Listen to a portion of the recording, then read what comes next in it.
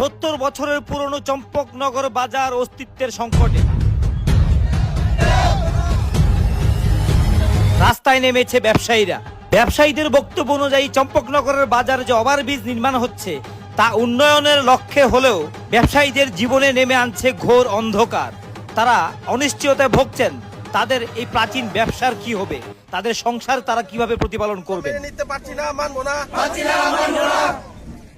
আমি আজকে বাজারের ব্যবসায়িকের পক্ষ থেকে বলছি যে আজকে 70 বছর পুরানো আমাদের যে চম্পকনগর বাজারটা আজকে ধুলায় মিশে যেতে চলেছে। এলাকাবাসীরা সবাই আজকে বিভিন্ন সমস্যায় আজকে ভুগছে এবং এই বৃষ্টিকে নিয়ে সবাই মর্মাহত। আজকে দেখা যাচ্ছে আমাদের চম্পকনগরেই শুধু বাজারের উপর দিয়ে একটি হাইওয়ে ওভারব্রিজ, যেটা নাকি 26 থেকে 25 ফুট উচ্চতায় এই বৃষ্টি হচ্ছে, সেই জায়গাতে আমাদের বাজারটা দু পার্টে বিভক্ত হয়ে যাচ্ছে।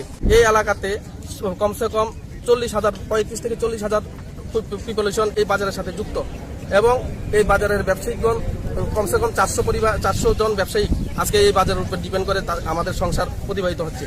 সেই জায়গাতে আজকে দেখা যাচ্ছে আরো যে 700-750 পরিবার এই বাজারের উপর ডিপেন্ড করে চলছে।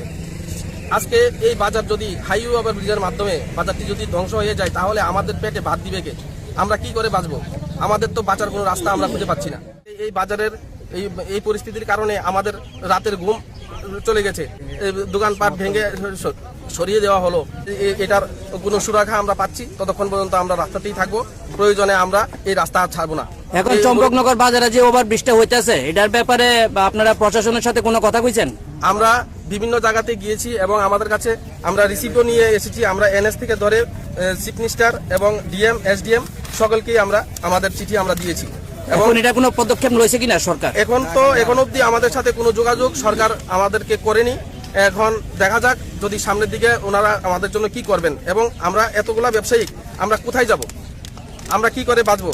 আমার একটা বিনম্রভাবে আমাদের রাজ্য সরকার এবং কেন্দ্রীয় সরকারের কাছে আমি করজোড়ে বলছি যে আমাদের এই যারা ব্যবসা প্রতিষ্ঠানের উপর আজকে ব্যবসা করে আমরা খেয়ে পরে বেঁচে আছি এত বছর যাবত, আজকে 70 বছর পুরানো ব্যবসাটা একবারে ধুলাই মিশে যাবে।